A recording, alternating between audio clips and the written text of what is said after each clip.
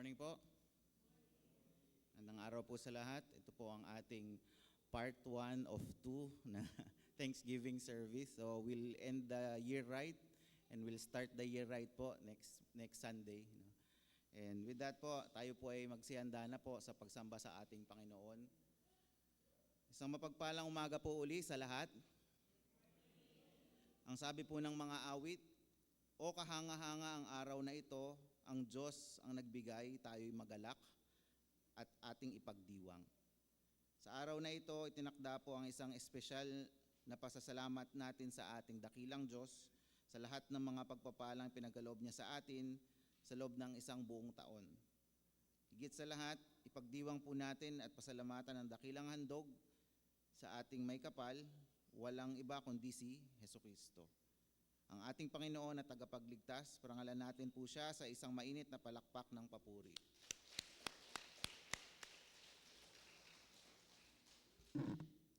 Sumandali po tayong manahimik ng taimtim.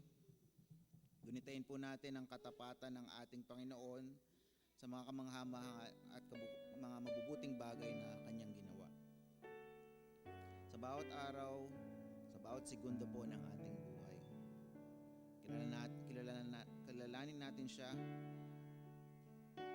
natin siya ng may pasasalamat sa ating puso. Ang kagandahang loob niya sa lahat ng sitwasyon na ating hinaharap. Sa panahon ng kagalakan, maging sa panahon ng pinagdaanan na tayong mga suliranin o hamon sa buhay. Kanyang presensya, kanyang pagyakap, ng matapat na pagtitiwala natin sa Panginoon. Ang pagtitiwala na yon ang nagbibigay sa atin ng kapayapaan at tagumpay. Sandaling ito, sa ating pananambahan, hilingin natin sa kabanal-banalang Espiritu Santo na pagkalooban tayo ng taos na hangarin at maranasan natin ang marubdob na pag-ibig ng Diyos sa atin upang sa gayon ay mapukaw ang ating buong pagtitiwala sa ating Panginoong Hesus lamang. Sabi po sa Roma, kaya nga mga kapatid, alang-alang sa masaganang habag ng Diyos sa atin, iaalay ninyo ang inyong sarili bilang handog na buhay, banal at kalugod-lugod sa Kanya. Ialay po natin sa Diyos ang ating wagas na pagsamba at pasasalamat mula sa kaibuturan ng ating puso.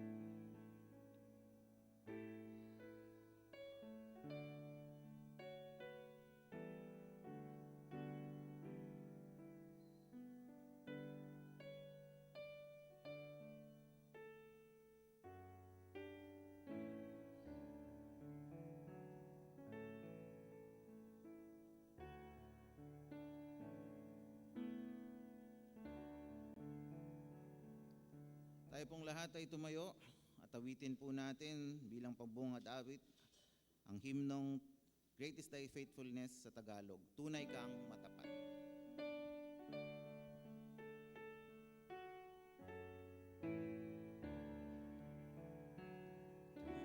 Tunay kang matapat, Diyos namit Ama, pinagbabago di nag-iba. Mahapon, matanghali, maumaga,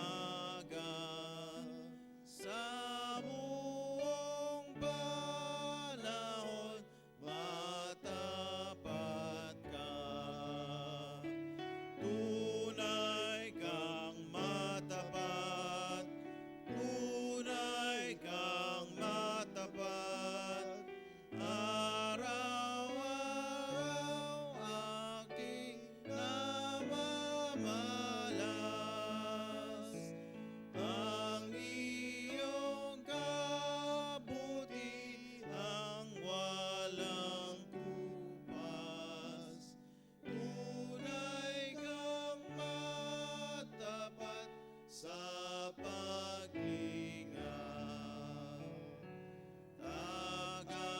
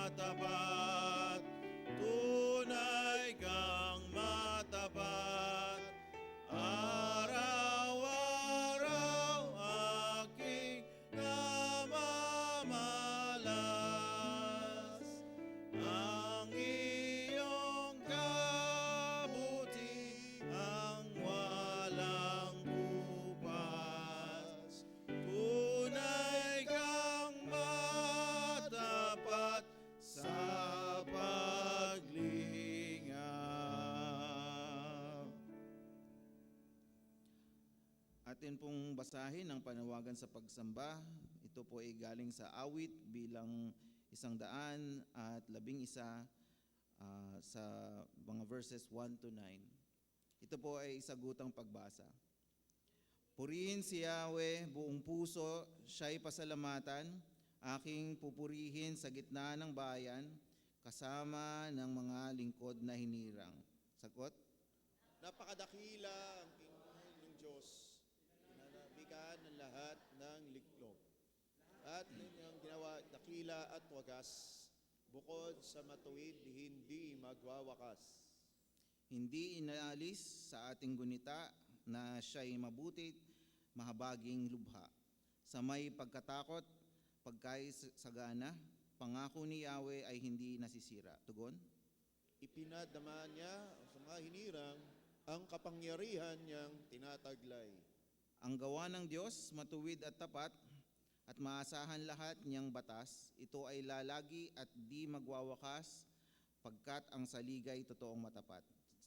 Tayong lahat. Kaligtas ay dulot sa mga hinirang, May ipinangakong walang hanging tipan, hanggal at dakila ang kanyang pangalan. Bilang pagtugon po, awitin po natin ang purihin nating lubusan. Come Christians, join to sing.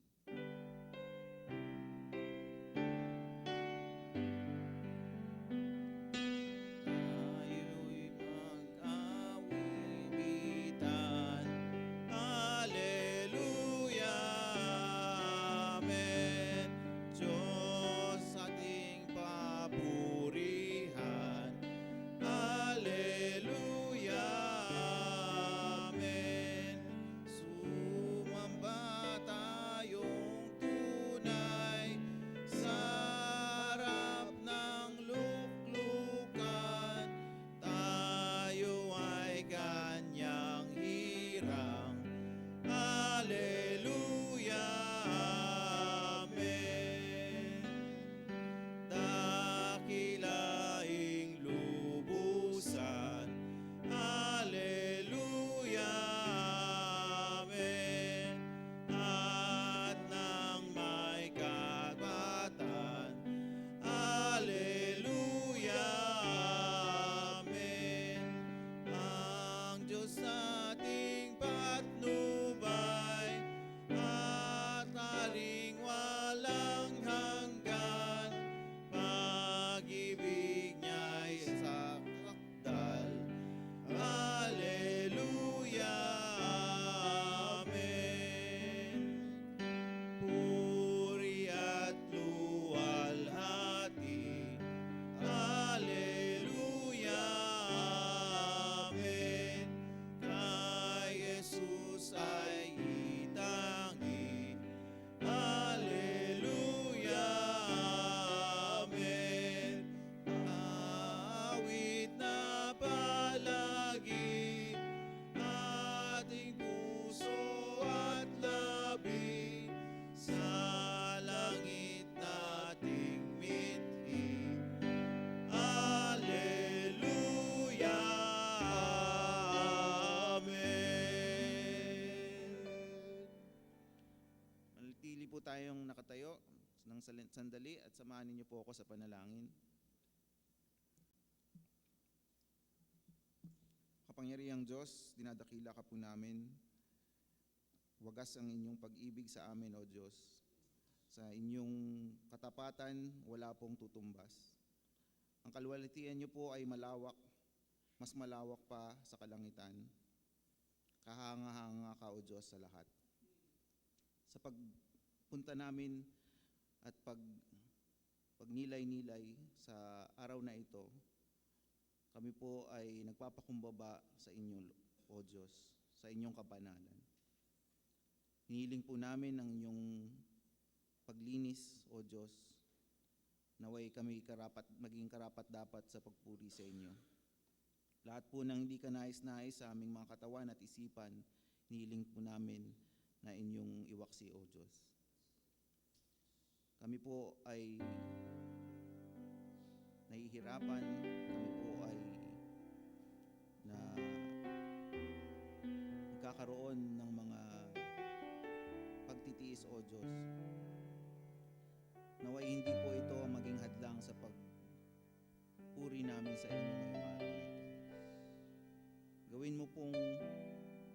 magaan ang aming mga kabigatan, O Diyos.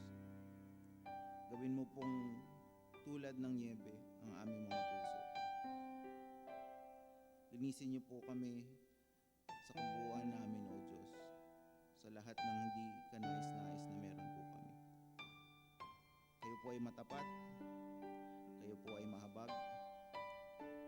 Naway ang biyaya niyo po sa aming mga makasalanan ang mga ibabaw. At kayo lamang po ang maitaas at mapapurihan at maghari ngayong araw na ito. Lahat po ng kalwalhatian at kapangyarihan ay mapasa inyo magpakailanman. Amen. Sa ating pong pagsamba, awit ng pagsama, awitin po natin ang Nothing But the Blood, ang tanging ang dugo ni Kristo.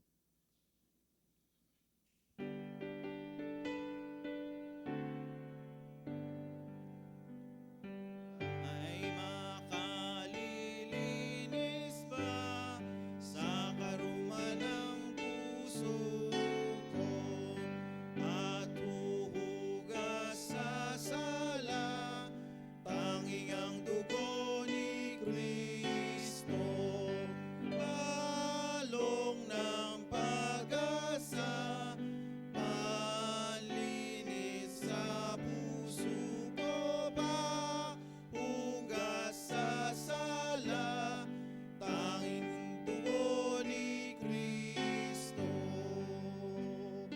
Tayo'y may katubusan dahil sa dugo ni Kristo, ang ating kabanalan, tanging sa dugo ni Kristo, balong ng pag-asa, panlinis sa puso ko, panghugas sa sala, tanging ang dugo ni Kristo.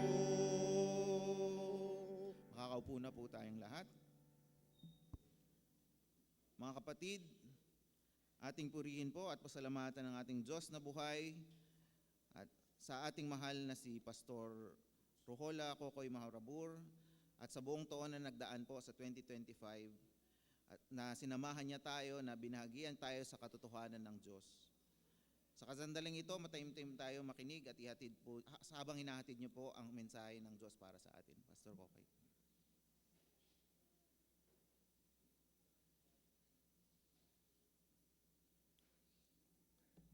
Muli sa pumapagpalang araw ng linggo sa inyo lahat, mga kapatid.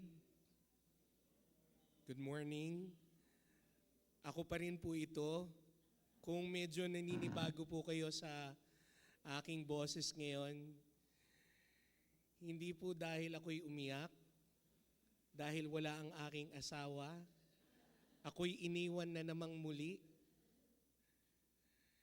Hindi po rin dahil ako ay malaya raw, sabi nila.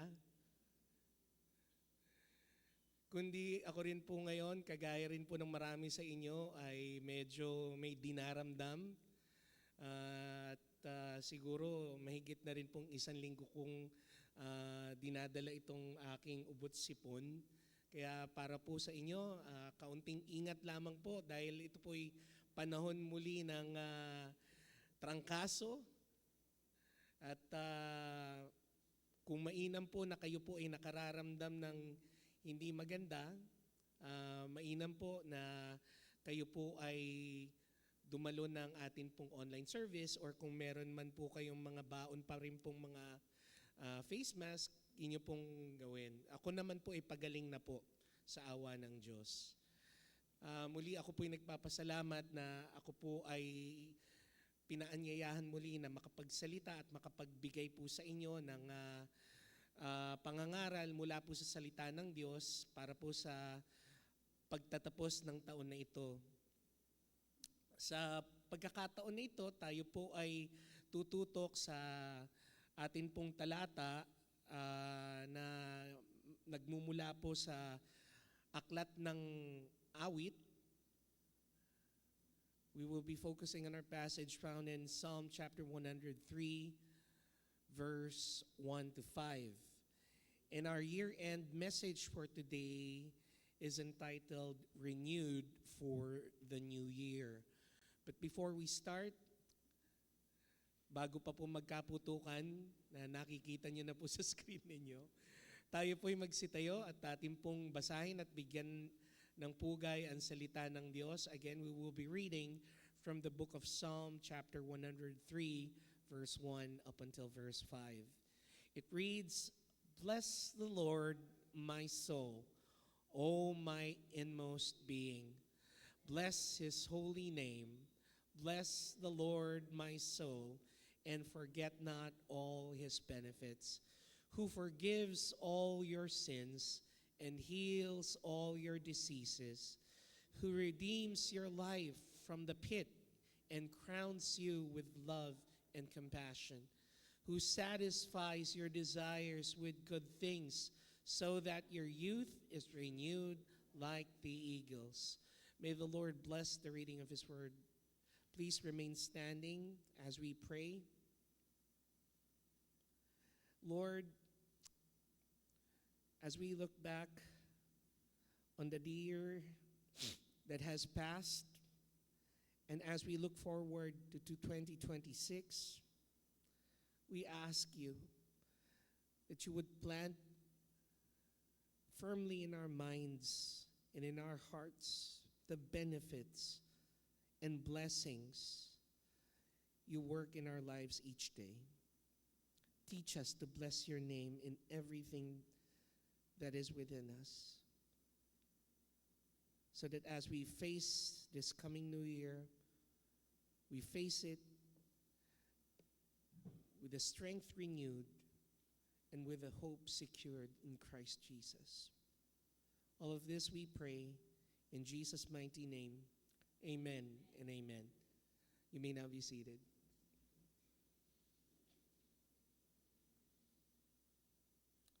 Alam naman po nating mga Pilipino sa tuwing nalalapit po ang pagtatapos ng panahon na ito, marami po sa atin ang bumibili ng mga planners.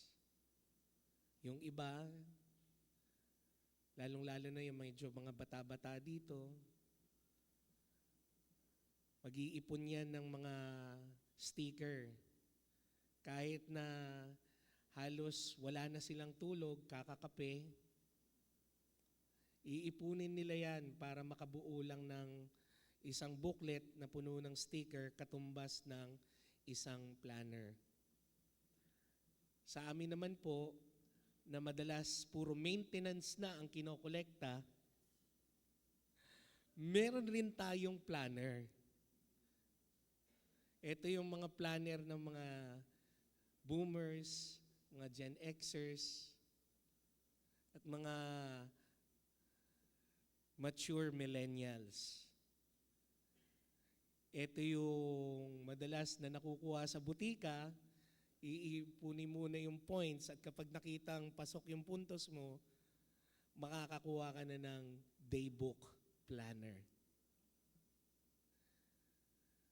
Madalas, ang unang laman kaagad na nilalagay natin dito sa mga planner na ito ay yung mga plano natin na gawin as New Year's resolutions for this coming year. Kaso nga lang, madalas, ito pong mga New Year resolutions na to, nauuwi lamang as dissolutions.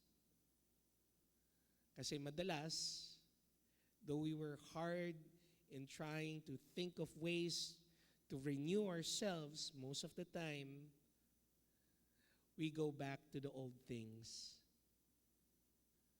We sometimes break our promises. We sometimes are not faithful to fulfill all of those plans that we have done. Ang nagiging siste tuloy para tayong nasisiraan ng loob, pinanghihinaan, dahil hindi nakakayanan po natin na gawin, mapagtagumpayan yung mga challenges na dulot ng ating pong mga ginawang resolutions. And at the end of the day, or at the end of the year, as so might say, para bang nakaka-drain, nakakapagod lang rin na gumawa ulit ng resolutions for this coming year. But the Bible tells us that the Lord always promises renewed blessings and renewed strength for those who continue to trust in Him. So I hope and pray that as we dwell on this passage, again found in the book of Psalm, chapter 103, verses 1 to 5, we can secure that hope. And we could continue to stand on the edge of this year as we face the coming year ahead with our fears and anxieties behind us, and our faith and trust in the Lord continue to be in front of us.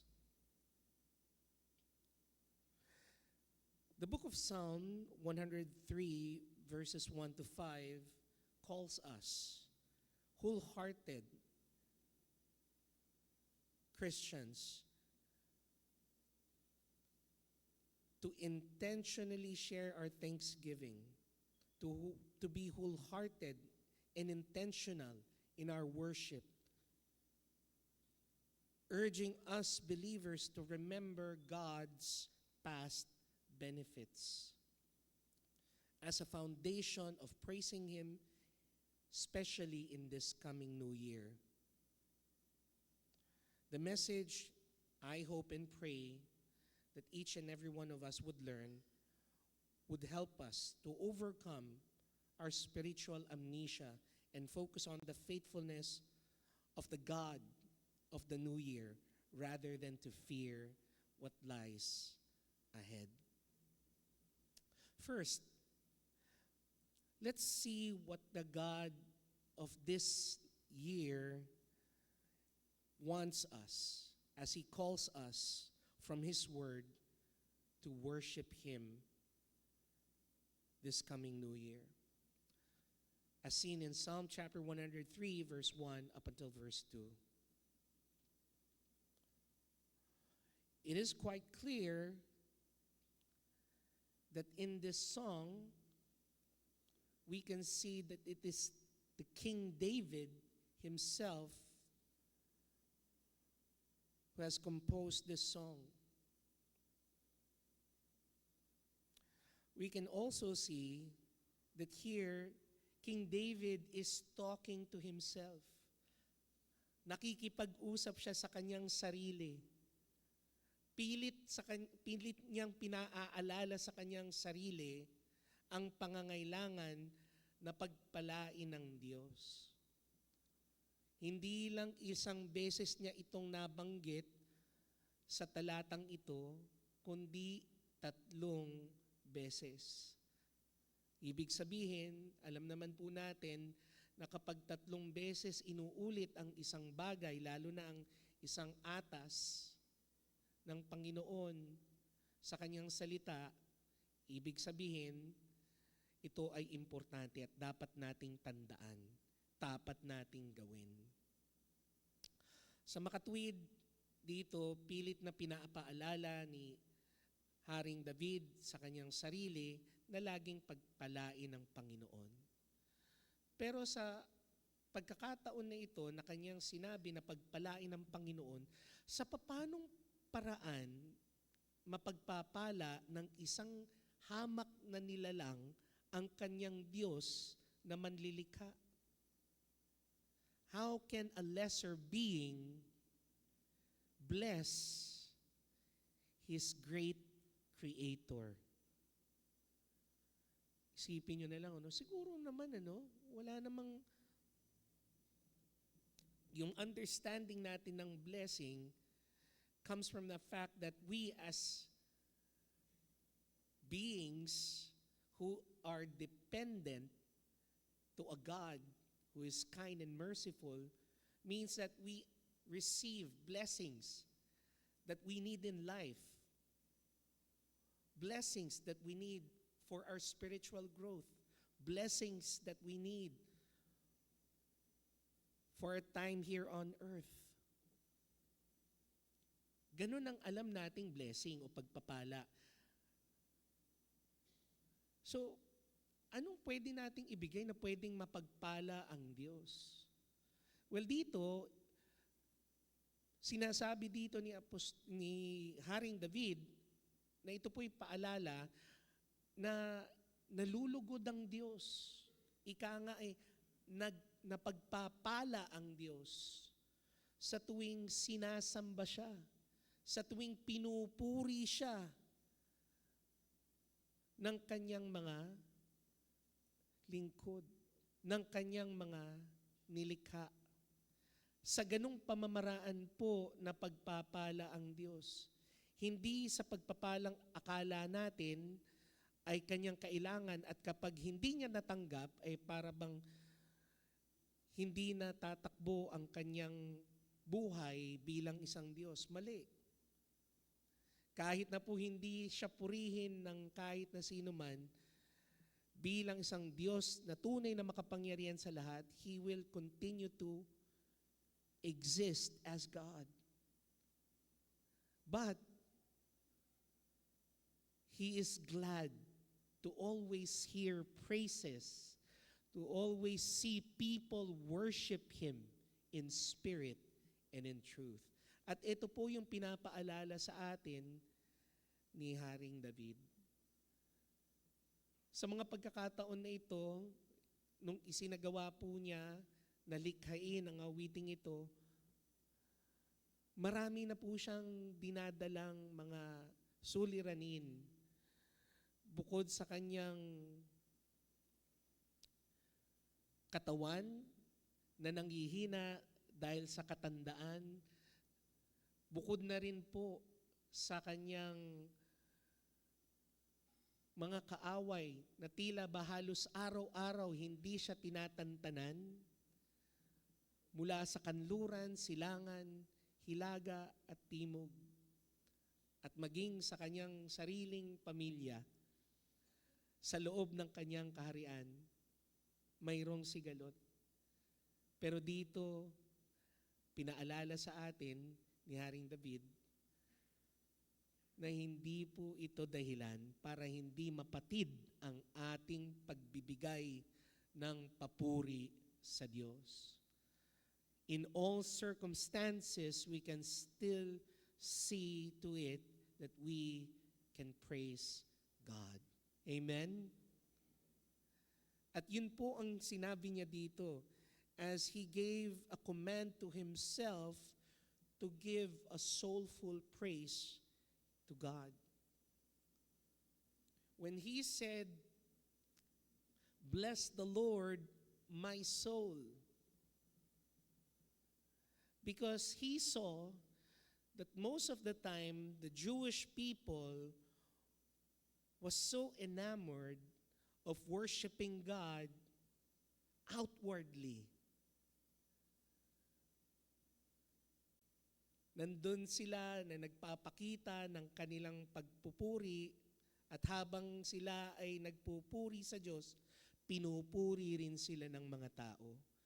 Ang akala sila ay makadiyos. Ang akala sila ay banal. Limitado ang pag-iisip ng mga sinaunang Israelita noon sa pamamaraan ng pagbibigay ng pagpupuri sa Diyos. Akala nila ang pagsamba sa Diyos ay parang isang ritual lamang na dapat gawin step by step. It is as if worship was a choreography that should be followed. At nakita yon ni Haring David na bagamat siya kinakikitaan ng pangunguna sa pagbibigay ng pagsamba sa Diyos. Maging sa kanyang panahon, pinaplano na po at itinataguyod na yung pagtatayo ng templo bilang sentro ng pagsamba, ito pa rin po ay kulang para sa Kanya. Kaya iniutos niya sa Kanyang sarili na purihin ang Diyos hindi lang ng Kanyang katawan, kundi ng Kanyang kaluluwa. Dito niyo makikita mga kapatid, na ang pagsamba sa Diyos, hindi talaga isang bagay na automatic nating nakukuha. Akala natin na kapag tayo'y Kristiyano na, nakatanggap na tayo sa Panginoon, akala natin para bang second nature na natin ang sambahin siya, ang purihin siya. Actually, it's quite the opposite. Kaya dito inatasan niya ang kanyang sarili, hindi. Kinakailangan buong kaluluwa ko, all my inmost being.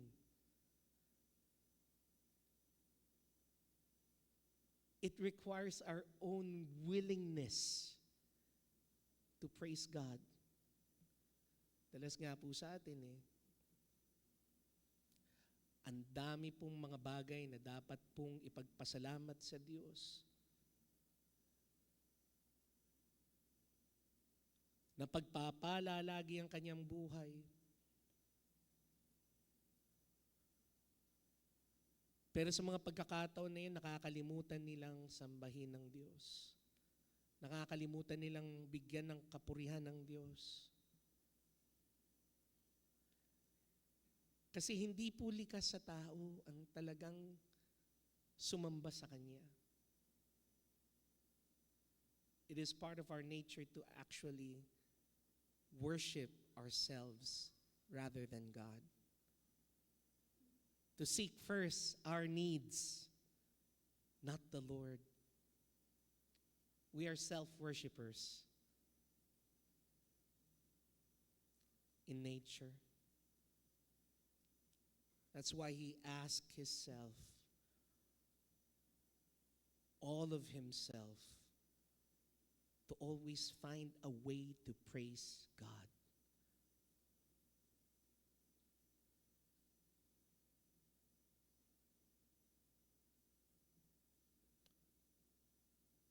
That's why He said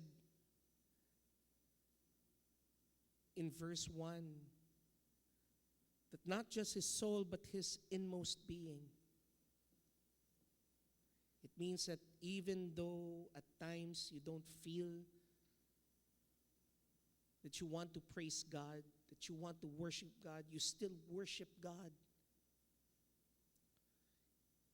You still come to Him and give Him praise.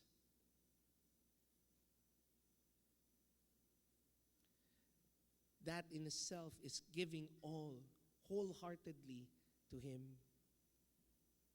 That is what it means for us to worship God, to bless God, to praise God in all of our inmost being.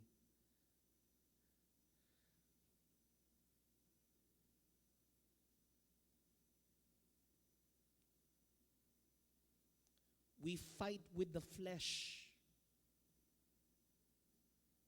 because the flesh doesn't want us to be in the church. The flesh doesn't want us to hear the word. And definitely the flesh does not want to give praise to God. It will always desire to seek its own benefit, not the benefit that we will give to the Lord.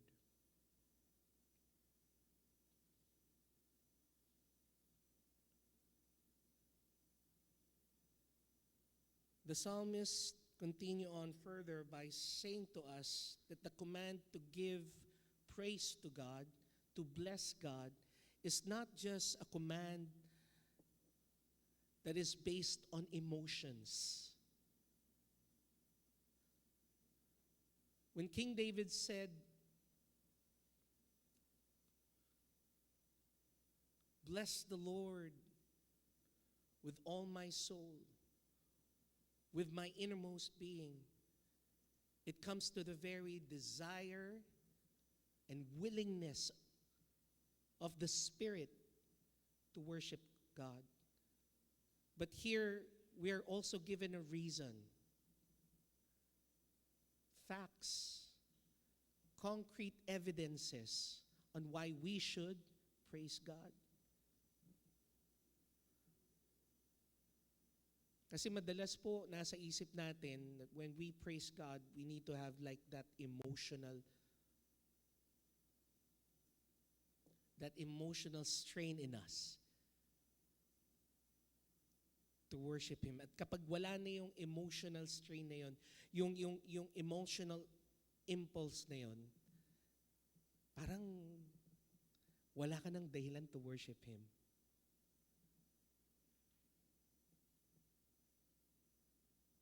He is saying to us that our praise, our worship, ang pagbibigay natin ng pagpupuri at pagsamba sa Diyos, ay hindi lang nakabase sa pakiramdam natin. Binigyan tayo ng mga bagay na dapat nating maging dahilan para tayo ay magpatuloy sa pagbibigay ng pagpupuri sa Diyos. When He said in verse 2, "Bless the Lord, my soul, and forget not all His benefits." Yan ang madalas nating hindi naaalala sa mga panahon ng ating pagsamba. Madalas, nadadala tayo sa himig, nadadala tayo sa ganda ng tugtog, nadadala tayo sa atmosphere na dulot ng mga modernong mga kagamitan. Hindi ko po sinasabi o hindi ko po tinutuya yung ibang mga iglesia na meron pong kakayanan na ipakita yung mga modernong mga bagay bilang pagtulong sa kanilang pagbibigay ng papuri sa Diyos. Pero paano na lang kung wala ng mga instrumento? Paano na lamang kung wala ng mga ilaw?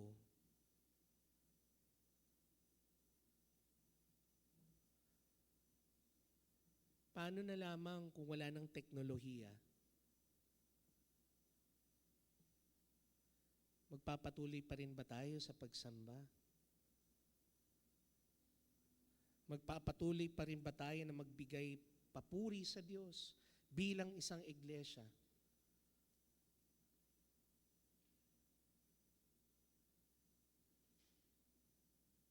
Kaya ako po'y natutuwa sa naging recent po na mga improvements na ginawa ngayon po sa CCCN. Nagbibigay tayo talaga ng panahon na kung saan we go back to singing hymns where we are only accompanied by piano, by keyboard, and all we can hear are voices, not instruments.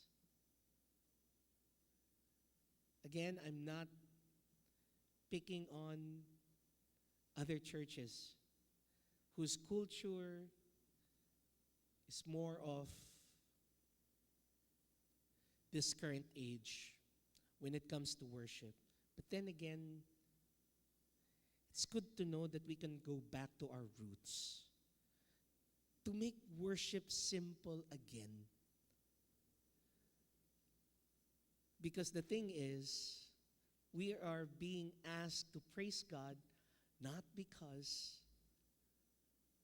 of the warm, flashy, talented,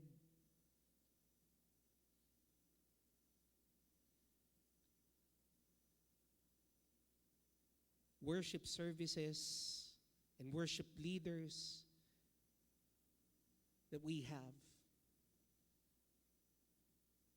but rather we worship God because He has given us things that benefits us.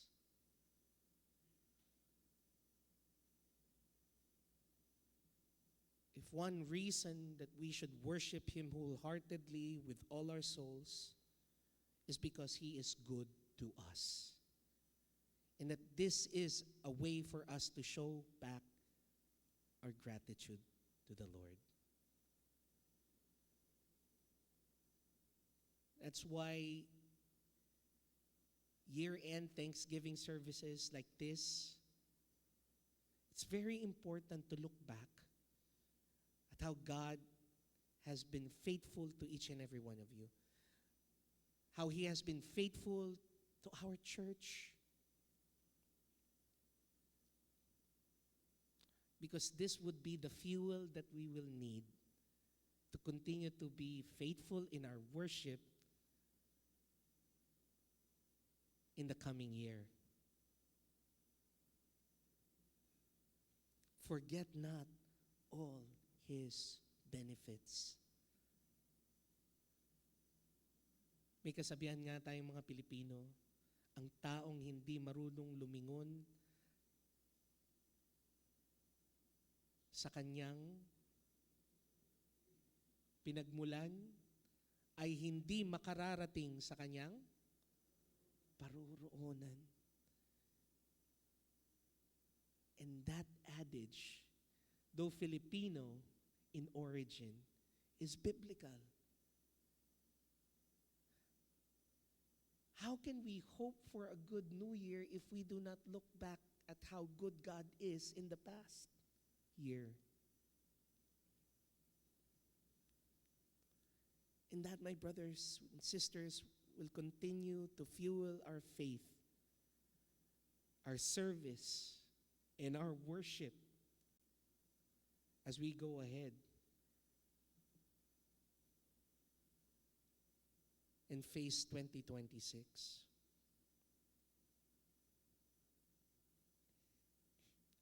So again, from verses 1 to 2, we are called for intentional worship.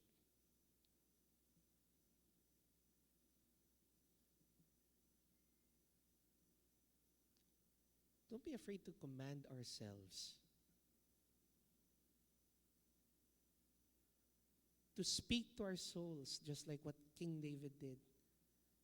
To bless the Lord no matter what. Let us worship Him wholeheartedly. It means to not hold back, to give it your all when you worship Him.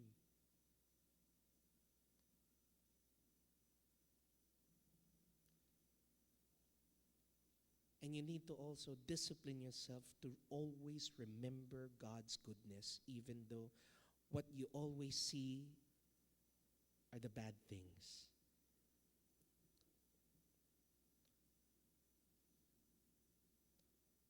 So before you plan for 2026,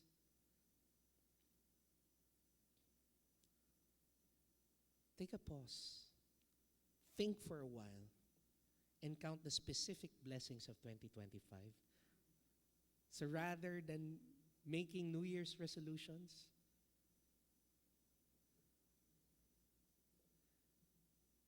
try to make a list of the things that you want to give thanks to the Lord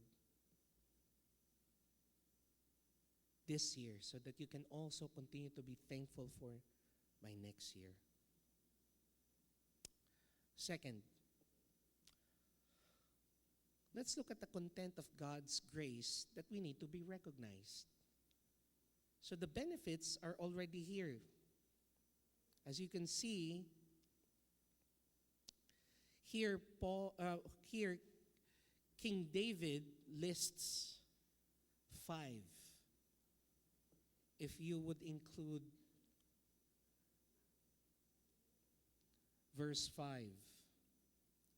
But here we will be focusing on just 4 things. from Psalm chapter 103 up until verses 3 up until verse 4.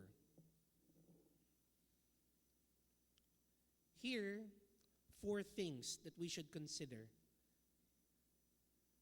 as we continue to look for things that we should be thankful to God. 1 is that the Lord is the giver of pardons.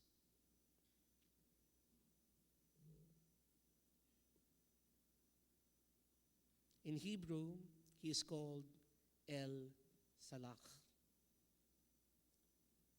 the Lord who forgives. And that is what David wants us to remember. That before we were Christians, before when we were believers, we all lived a sinful life. We all lived a life apart from Christ. Ako natatandaan ko ng mga panahon na bago ko pa tanggapin ang ating Panginoon. I was a person who, even though I don't have vices, I was a good person back then. And who continues to believe that being a good person can save you, can earn your salvation. You might see me as if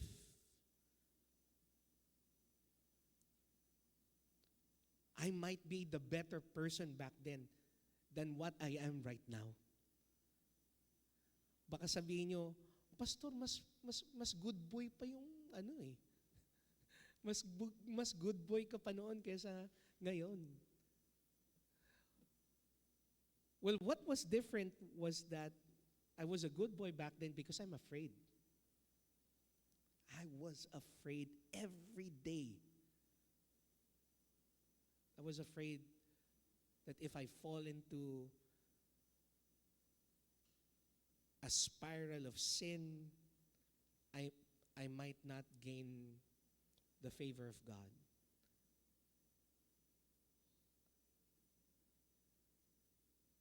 I might end up in hell one day. That's why I was squeaky clean back then. Talagang pinipilit kong magpakabuti.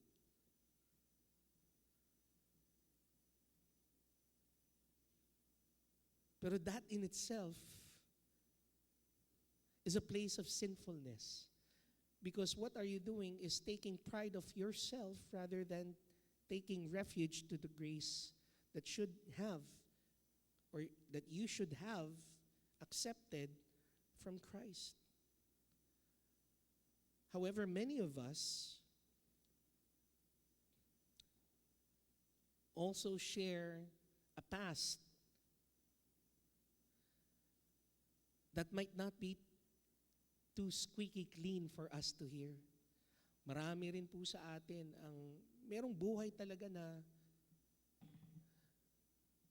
masasabi natin na pang testimony sa 700 Club.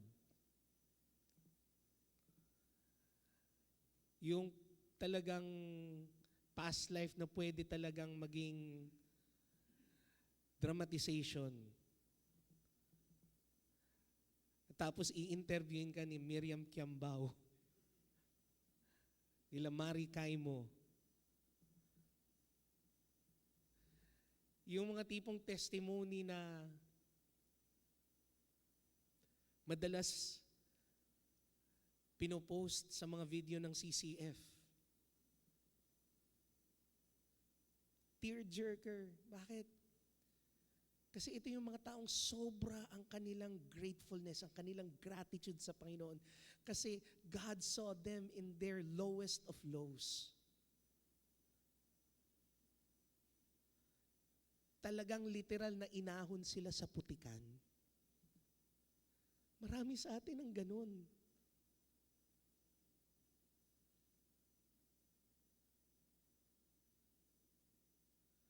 And that's how merciful God is. And can you see that based on this hierarchy of things that we should be grateful of, ang pinakauna sa lahat is the forgiveness of all our sins? Can you imagine that? Sometimes we tend to neglect that. But for those people who really knew, who really felt the deep power of God's forgiveness, hindi nila pwedeng makalimutan yun eh. Sorry, no? Siguro marami sa atin hindi grateful kay Lord in forgiving all of our sins because we believe hindi naman tayo ganun makasalanan. Pero hindi eh, mga kapatid. In the eyes of the Lord, all sins are equal.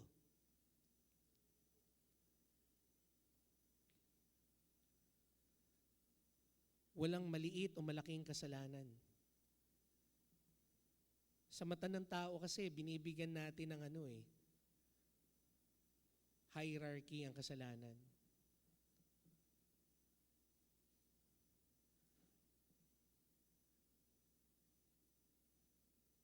Ang pagnanakaw, wala sa halaga. Kaya masasabi ng isang batang paslit na nag-umit ng kanyang sukli na dapat niyang ibalik sa kanyang mga magulang, piso man yan, hindi hihigit or hindi pa bababa sa antas ng guilt ng isang kongresista na nagnakaw ng bilyon-bilyon. Sa mata ng Diyos, ang kasalanan ay pantay-pantay. At ang katumbas niyan ay kamatayan. Kung hindi mo naiisip na ang bawat isa sa atin ay makasalanan at ang katumbas nito ay kamatayan, hindi ka magkakaroon ng isang pusong mapagpasalamat sa Diyos na ika'y pinatawad. Kinakailangan mong maintindihan na ang lahat ng tao kailangan ng habag ng Diyos. So try to remember that when we give praise, when we worship God, worship Him because He has forgiven all your sins. And this has been made possible by Christ who died for us. You know, maybe when King David was writing this song, the Jews were thinking, how can God forgive all our sins? Does it mean that for all our lives we need to sacrifice in the temple? Especially after the destruction of the temple? The Jews might have said, how can God now forgive all of our sins? What they failed to remember is that the grace of forgiveness already came through the death of Christ. That's why God can forgive all your sins. He is also our great physician, our Yahweh Rapha, the Lord, our healer. When He said that He heals your diseases, well, some might say, Pastor, I think it's connected with the earlier part of verse 3, that it's part of sin, and that's the result. It's like a spiritual sickness that God heals. Hindi ko naman masisisi yung iba in its way of thinking kasi totoo nga naman, sin begets sickness. Kaya nga po maraming pagkakataon na kung saan, di ba? Kapag nagkasala ka, you become spiritually sick. And aside from that, there is also physical consequences of committing sin. But here, it is quite clear that King David is pertaining to physical diseases. That the God of Abraham, Isaac, and Jacob is still the God of today who continues to heal and has the power to heal all diseases. But you might say, Pastor, bakit ang tagal naman na pagalingan ako ng Lord? Maraming pagkakataon, dasal ako ng dasal, pero parang hindi pa rin ako gumagaling. Well, again, we need to understand that God is sovereign. Makapangyarihan ng Diyos eh. At dahil makapangyarihan ng Diyos, lahat ng bagay kanyang nalalaman at may karapatan siyang gawin kung ano ang nararapat niyang gawin. Pero paalala pa rin sa atin na ang lahat ng kanyang hangarin at lahat ng kanyang gustong gawin, mga plano sa atin, ay para lagi sa ikabubuti ng mga taong nagmamahal sa kanya. Maging ang si Pablo, hiniling sa Panginoon na tanggalin yung tinik na most likely tinitignan ng mga theologians, mga Bible scholars as a physical disease, an ailment that he wants the Lord to cure. But then again, he was remain uncured. Then what does this tells us? My brothers and sisters, again, let us not limit God on how He shall impart His healing to each and every one of us. Each sickness that you have surpassed is a handiwork of God. Amen? Mapatrangkaso man yan, mapaubot sipon man yan, mapakanser man yan, mapasakit sa puso, o maging yung mga sakit ng katawan na dala ng inyong mga kasalanan, pinagagaling pa rin ng Diyos yan. Again, balik tayo dun sa sinabi ni Haring David. What we need to always do is to not forget all of His benefits. Small healings from non-major diseases, it's still healing that comes from the Lord. Huwag niyong maliitin. And at the same time, do not forget that when the Lord gives you complete healing from cancer, complete healing from bypass surgery, then definitely do not forget the benefits of His healing grace upon you. Because He is still Yahweh Rapha, the God who heals.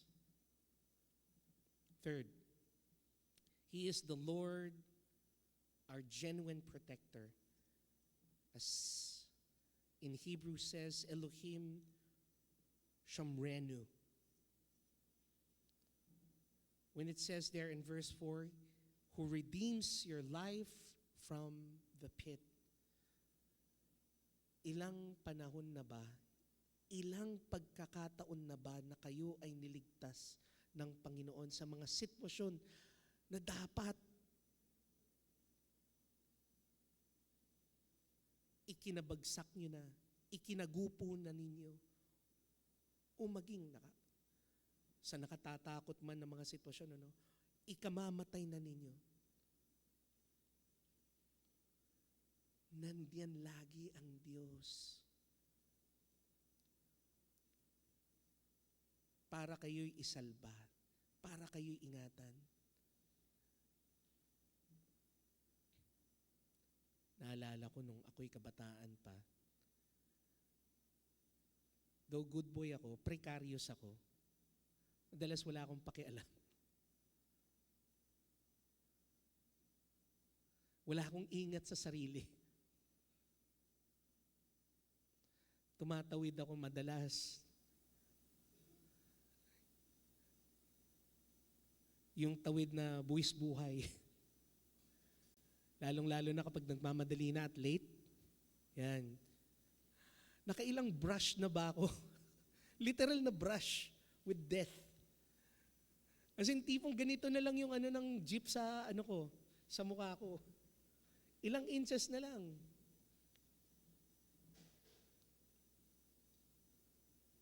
Naalala ko rin ng bata ako, nagkaroon ng bomb threat sa school namin noon. First time na hinandle ng school namin, hindi alam ng mga teachers kung anong gagawin. Nagkaroon ng stampede. Ako yung isa sa mga estudyante na nadapa. Mga ilang minuto rin po ako na pinag-aapakan ng mga bata sa likod ko. Pero alam nyo, dahil sa awat habag ng Diyos, buhay pa rin ako ngayon. Maraming pagkakataon na po na nandun na ako sa bingid ng alanganin, pero iningatan pa rin ako ng Panginoon. Marahil siguro hindi ko pa talaga panahon. At siya naman talagang nagtatakda ng panahon natin para sa lahat. But then again, He reminded us that He is our Savior, both of our souls. He redeems us, truly, because Jesus Himself paid for our sins.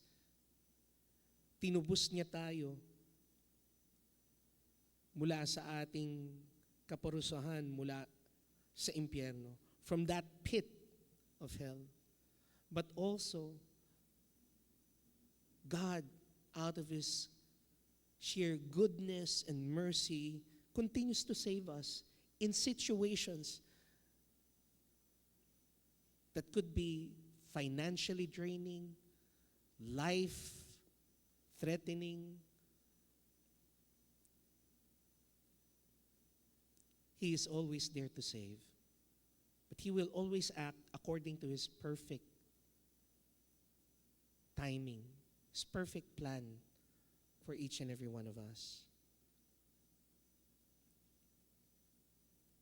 The Lord is also a gracious provider.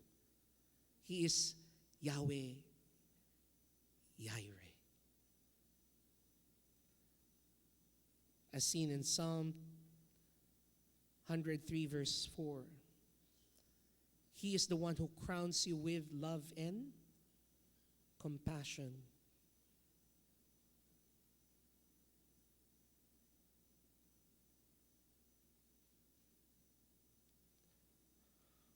The word here, crowned, in this passage isn't literally putting a crown over our heads. It's a figure of speech in the Hebrew language, which means to surround us with compassion, to surround us with steadfast love. So here, the Lord is not just there always to rescue us, but He is always there to show His love for us and show His mercy to us.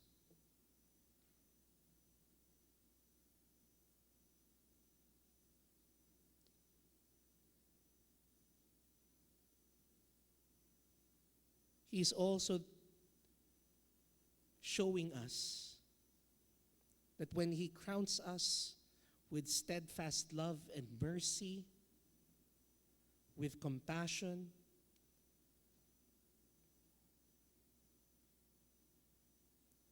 He's basically saying to us that we are also heirs of His grace. That we are co-heirs with Christ. See how the New Testament tries to how do you say that word? Complement the Old Testament. The Jews might have no idea on how to picture this passage. But here, when you see it in the light of the New Testament, in the teaching of the gospel, you can see that, yes, it is possible to be crowned. Because we are now, through Jesus Christ, children of the Most High God. That instead of His wrath, He's now imparting to us His covenantal love, which He passed through King David, King Solomon, and to all of those who come before Christ. All of those things, brothers and sisters, including our royal identity, are things that we should be grateful for this year.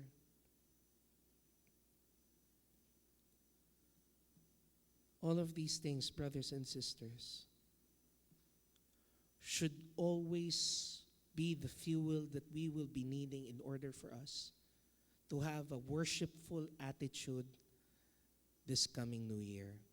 And lastly,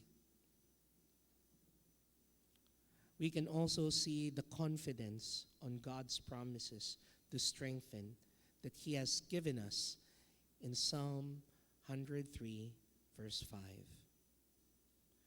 Here, two promises were given to us. First, He has promised us divine satisfaction. In the first part, in the first part of verse 5, King David wrote, "Who satisfies your desires with good things."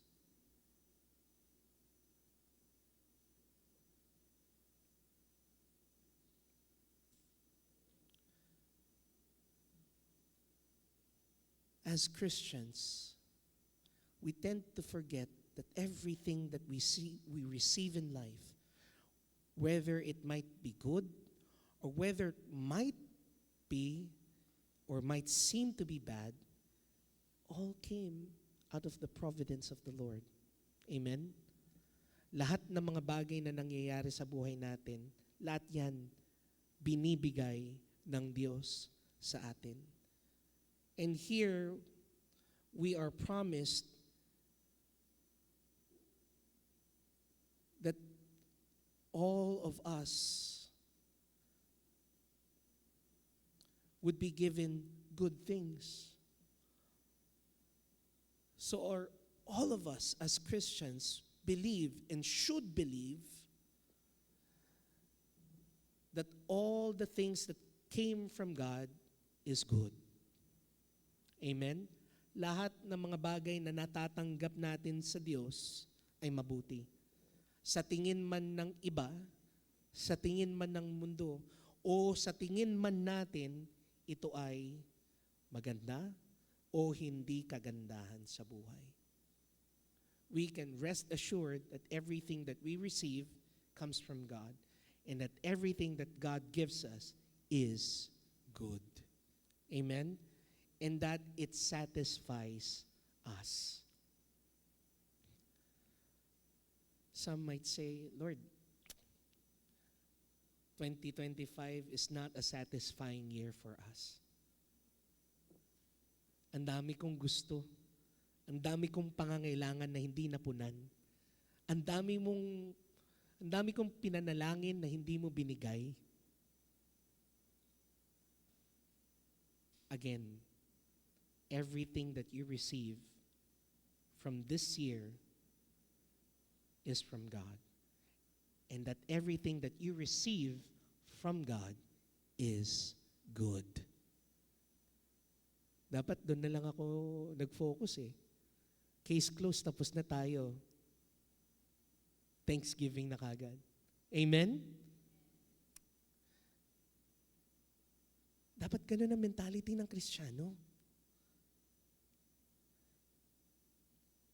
At ang ganda ring isipin that nothing can satisfy us. If we earn things that we want through good things, good ways or bad ways, especially in the bad ways, you might say, buti na lang, dumiskarte ako. At least, nakabili ako ng ganito para sa akin, sa pamilya ko. Sa una, akala nyo, maiibsan yung pangangailangan ninyo. Akala nyo masasatisfy kayo. Pero tandaan ninyo, ang kaluluwa ng tao, kahit na kailan hindi masasatisfy ng mga bagay na nanggaling dito sa mundo. Kung Kristiyano ka, alam na alam mo dapat yun. Kung may malalim kang kung meron kang malalim na pakikipagtinginan sa Diyos, kung may malalim kang relasyon sa Diyos, alam mo na hindi kailanman matutugunan ng mga material na bagay.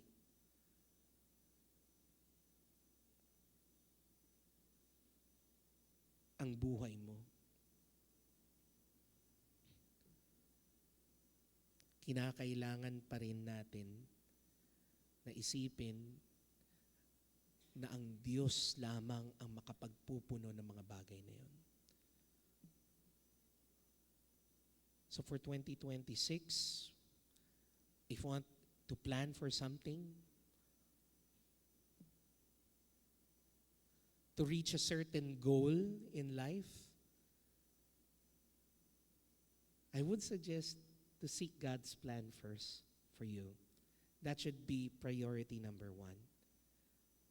And that as the Lord leads, that's when you get the list done.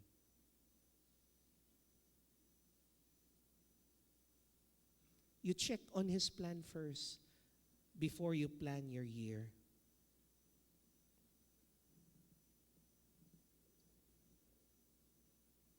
You consult His Word. You pray for His revelation so that you would know and understand His will for you. Para hindi sayang ang panahon. Because if we continue to do His will, it is the only thing that will satisfy our desires. And lastly, the promise of divine strength, as seen in the last part of verse 5.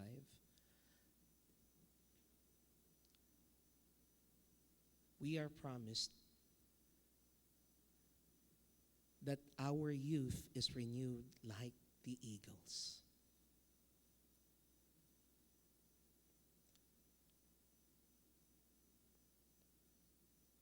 You might say, Pastor, lipas na ako eh. Baka hindi ko nakayanin.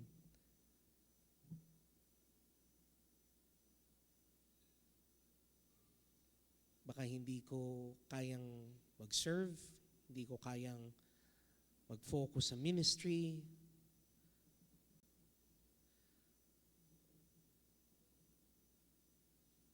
Kinakailangan ko na pong mag-dialysis. Kinakailangan ko na pong magpa-check sa endocrinologist. Baka kinakailangan ko na ng maintenance. Pastor, marami nang sumasakit sa gulugod ko, sa buto-buto ko.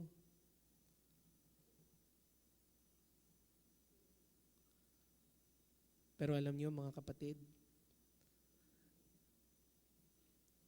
yung pangako ng Panginoon sa atin, na kalakasan, maaring hindi man natin makuha physically, but then again,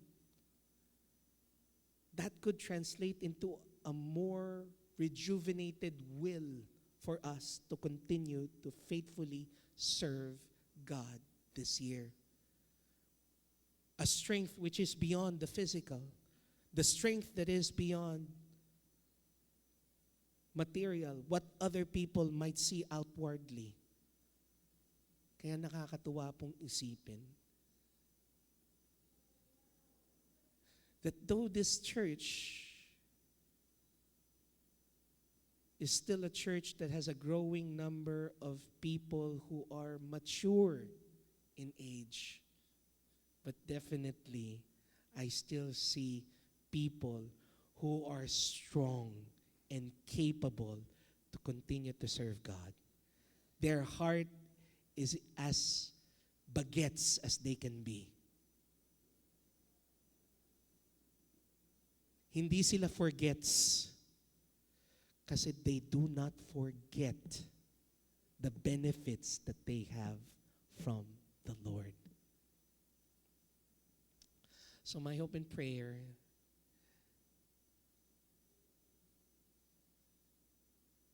that may this word of our Lord, His promises that He shared to us, and His call for us to faithfully worship Him this year would be a fuel for us to be renewed, to be strengthened, and to be satisfied in this coming new year.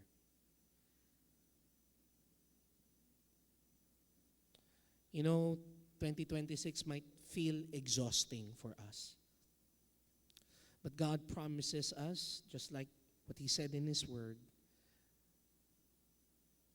that there will be a renewal of strength.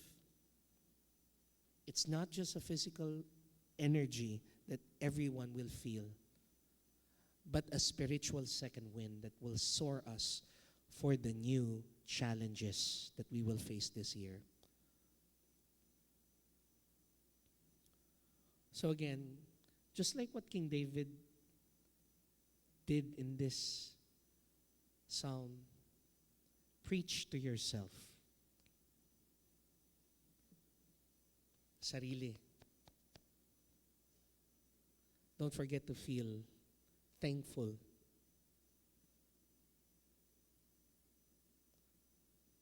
Always command yourself to bless the Lord.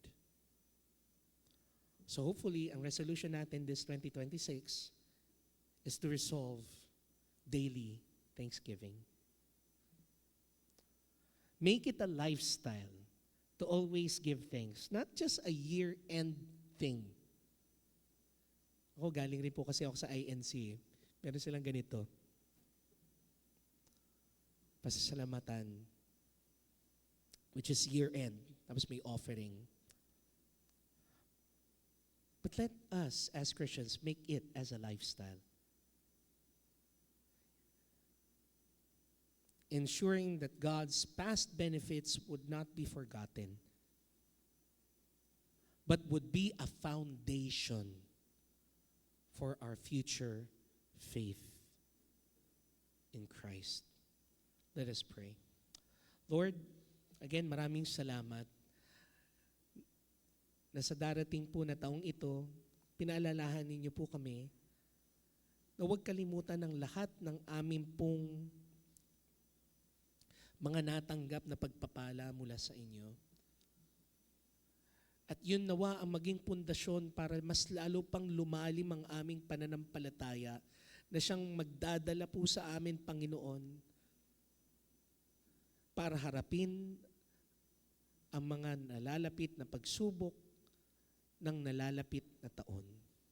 Dalangin rin po namin, O Diyos, na naway kada taon, maalala po nawa namin ang inyong kabutihan sa nagdaang taon. Dalangin rin po namin na araw-araw namumutawi lagi ang pasasalamat sa aming mga bibig, pasasalamat ng inyong katapatan, para wala po kaming maging dahilan para hindi kami makapagpasalamat, para hindi po kami makapagsamba, at para hindi po kami makapagbigay ng kapurihan sa inyo. Alam ko po, Panginoon, na napakahirap itong gawin sapagkat hindi po natural sa aming mga makasalanan ang ikaw ang hanapin at sambahin at purihin. Mas inuuna pa po namin ang aming mga sarili. Kaya dalangin namin, O Diyos, sa kalakasan ng Banal na Espiritu, gapiin niyo po kung anuman ang akda ng kaaway, kung anuman ang takda ng aming mga pita ng laman, at naway dalangin po namin, O Diyos, na ang lagi naming makita ang kabutihan mo sa lahat ng panahon, sa lahat ng sitwasyon.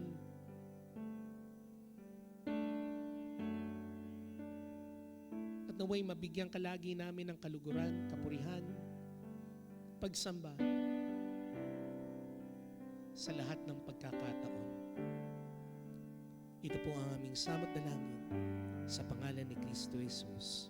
Amen at amen.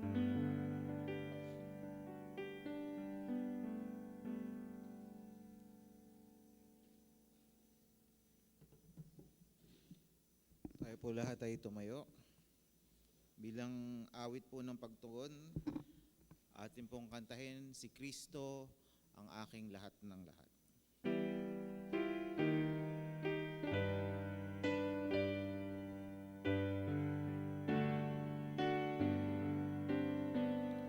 Si Kristo ang nagligtas,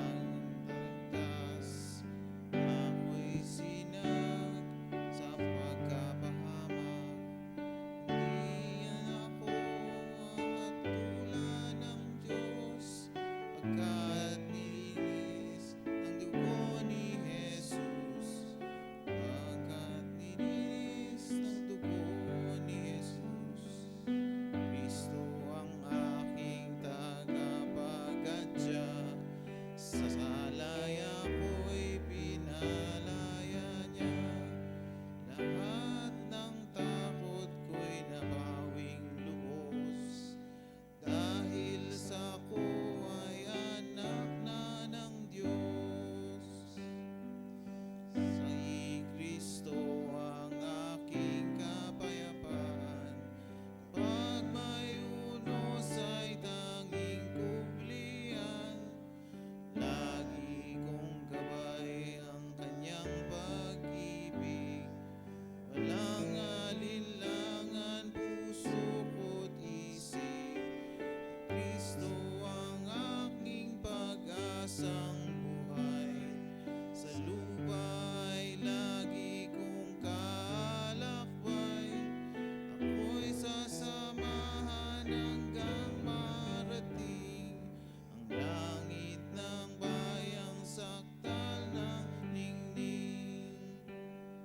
Kristo ang aking lahat at lahat, hindi magmamaliw kanyang pagliyag.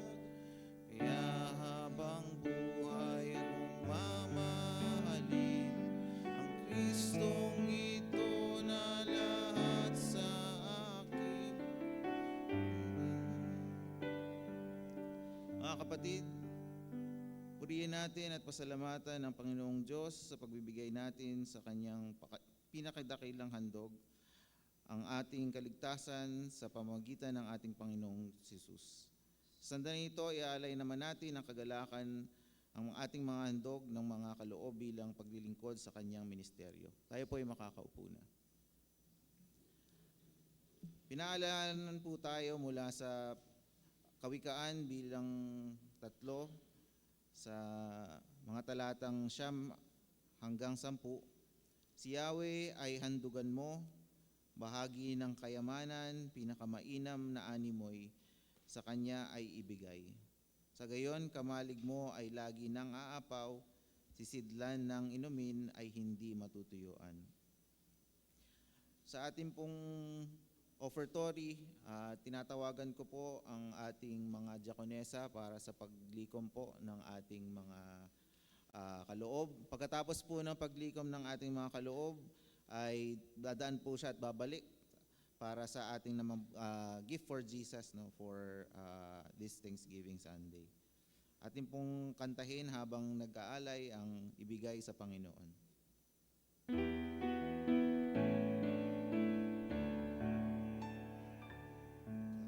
Kristo ating Alay, kalakasang pagtaglay, at ang sundin nating tunay, kalooban niyang banal. Si Kristo ang lagi natin sa kanyang kagitingan, pagtatapat sa kailian, sampunang ating asal. Kay Kristo'y ating ialay ang kalakasang taglay, sa kanyang katotohanan tayo ay manindigan. Kay Kristo ating ialay ang ating pagmamahal, inihandog kanyang buhay sa ating katubusan. Ang pagmamahal ng Diyos na mapagmahal, kaya't siya'y at paglingkuran ng buong puso't katapatan. Kay Kristo ating ialay ang kalakasang taglay, sa kanyang katotohanan tayo'y manindigan.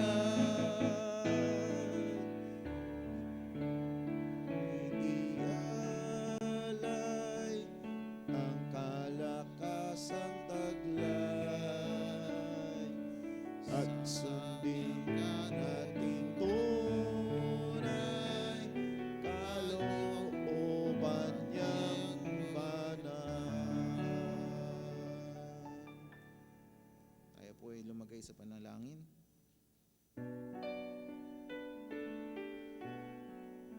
O dakilang Diyos na pinakamalwalhati, ang punong biyaya mo ay sumasa amin.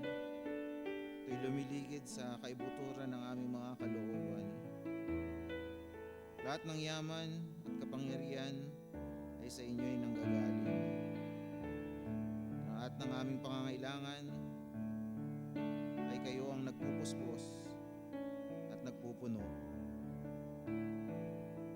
Ikaw ang aming Jehovah Jireh, ang Diyos na nagkakaloob. Biyaya mo ay sapat at di kami magkukulang. Ikaw ang nagpakain sa amin nung kami ay gutom. Ikaw ang nabigay ng inumin nung kami ay huhaw. At nung kami ay hubad, kami binalot mo ng damit. Nung kami nagkasala, binigay mo ang buktong mong anak na namatay sa krus para sa pagliligtas sa amin sa kamatayan na dulot ng aming mga pagkasasala. Walang kaganapan sa mundo na hindi mo hawak, O Diyos. Tunay na makapangyarihan ka sa lahat. Ngayong araw na ito ay tumutulog kami sa iyo, O Diyos. Tanggapin mo po ang aming mga handog at regalo para kay Jesus. Huwag magamit itong mga yaman na to sa ikalalawak ng kaharian niyo dito sa lupa. Bigyan niyo at punan niyo, O Diyos, aming mga namumuno sa simbahang ito, bigyan niyo sila ng tamang desisyon at angking karunungan para maging tapat na mga katiwala sa mga kaloob na ito. Naway ang kalooban mo lang, O Diyos, ang maganap dito sa simbahang ito at sa aming mga buhay. Kayo po ang magpala sa amin sa taong darating. Kayo po ang magbigay sa amin ng mga pangangailangan namin sa araw-araw. O Diyos, kayo pong maghari sa aming mga isipan at mga puso, sa aming kaluluwa at espiritu. Sa iyo lang namin binabalik ang kapangyarihan at kalwalhatian. Maghari ka, O Diyos, sa matamis na pangalan ng iyong anak na si Jesu Kristo. Amen. Tayo po ay tumayo at ating kantahin ang ating doksolohiya.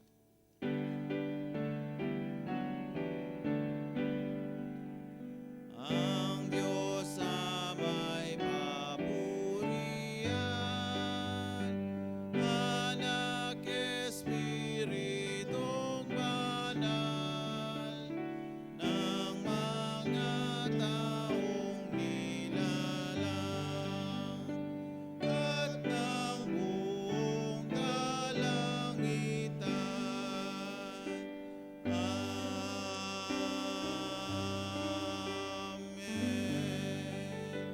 Tayo po'y makakapunan.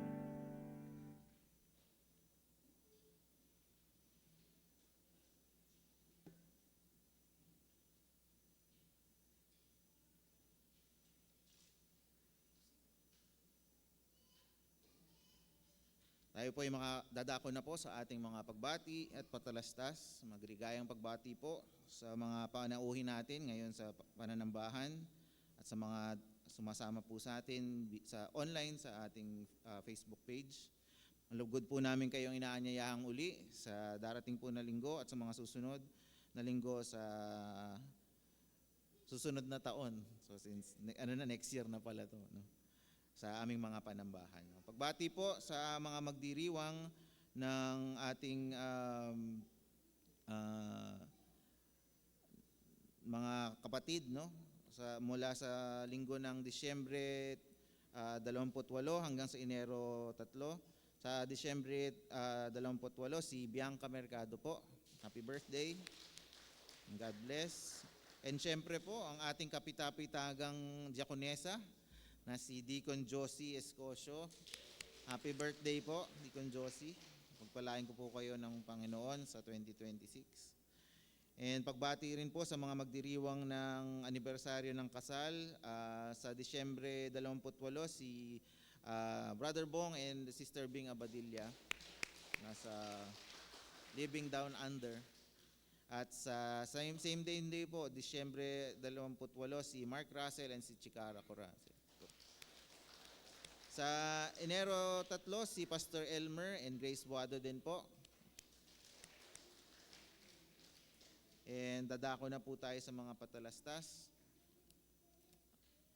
Okay, so same naman po tayo. Same time po tayo for next week. 9:30 na po tayo ulit, no? Hindi na po 10 o'clock simula nung nag-Christmas service. Sa ating pong mga prayer meetings, I don't know, wala yata tayong prayer meeting kasi New Year po ang Wednesday. And pero inaanyayahan ko pa rin po kayo na manalangin po, pakipanalangin po ang ating simbahan, pakipanalangin po ang ating mga kapatiran po sa darating po na taon. At sa ating mga adikain po na ipamalita po yung tama at mabuting balita na dumating na po si Kristo sa ating mga puso at dapat po natin siyang i-share, no? Dahil sa Kanya tayo po ay naligtas. Pwede natin po silang i-share through our evangelism tracts na nasa likod po, no? So meron po tayong tracts, no, yung 5 bagay na kailangan nyong malaman. Pwede nyo po itong hingin po for free. Meron po tayong mga bundle of 7. Coordinate na lang po tayo sa mga evangelism committee, no? Okay, since wala na po na ibang mga patalastas, tinatawag ko na po si Pastor Kokoy para sa ating pangwakas na panalangin at bendisyon.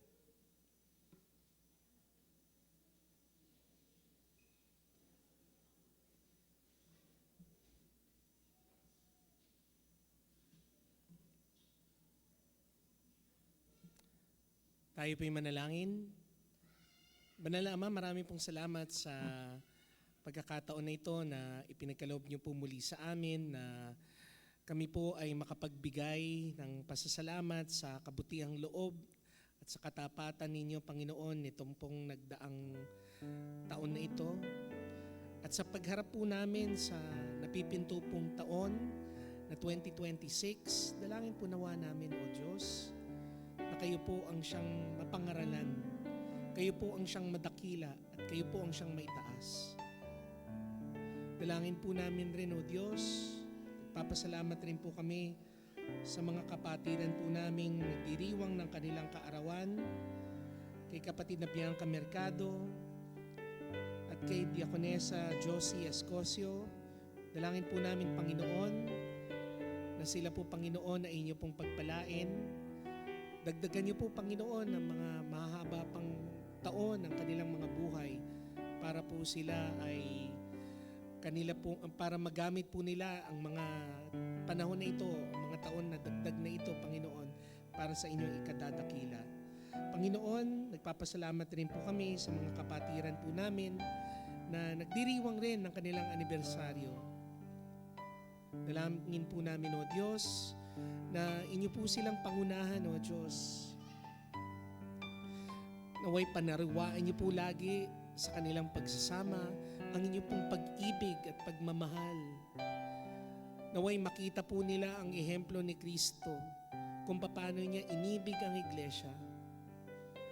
Sa pamamaraan ng kanilang pagbibigay rin ng pag-ibig sa isa't isa. Upang maging ehemplo sila, Panginoon, ng kung paano talaga umibig ang mga taong nakatanggap ng pag-ibig ni Kristo, na may kakayanan kaming magmahal. Naway ang kanila pong pag-iibigan ay patuloy na lumago at mapagpala. Panginoon, itinataas po naming lahat ang mga gawain pa po na nalalapit ng CCCN, Panginoon, lalong-lalo na po sa mga naplano na po na hakbang na gagawin sa darating po na bagong taon. Pero nawa, Panginoon, kayo po ang siyang manguna. Kung meron man po kayong hindi nakikita na hindi karapat-dapat po namin gawin, dalangin ko po, Panginoon, na isuko po namin lahat ito sa inyo. At kung anuman rin, Panginoon, ang gusto niyo pong nais ipagawa sa amin, naway maging bukas rin po ang aming mga puso na tanggapin ito. Ito po ang aming samot dalangin, O Diyos. Sa pangalan ni Kristo Jesus, ito po ang aming dalangin. Amen at amen. Sa Kanya na makagagawa ng higit pa kaysa sa maari nating hilingin o isipin sa pamamagitan ng Kanyang kapangyarihan na kumikilos sa atin. Sa Kanya nawa ang kaluwalhatian sa pamamagitan ng Iglesia at ni Kristo Jesus sa lahat ng salin-lahi magpakailanman. Amen at amen.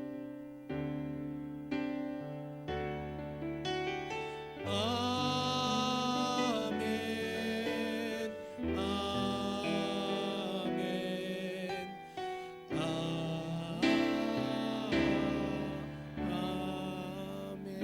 Amen. God bless you all and have a merry and prosperous, blessed New Year to all. Amen.